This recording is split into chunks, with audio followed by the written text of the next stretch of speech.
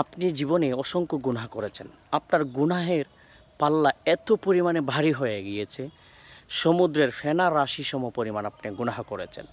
আসুন, এই সমস্ত গুনাহ থেকে যদি মুক্তি পেতে চান, আল্লাহর পেয়ারা হাবিব সাল্লাল্লাহু আলাইহি সাল্লামের একটি হাদিস বর্ণনা করছি সহিহ মুসলিম শরীফের মধ্যে।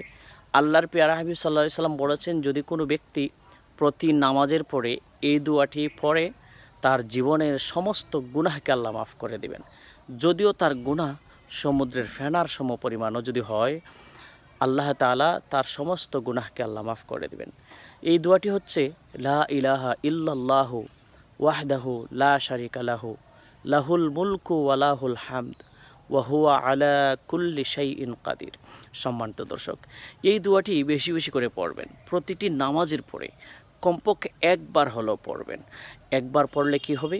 আপনার জীবনের সমস্ত গুনাহ আল্লাহ মাফ করে দিবেন।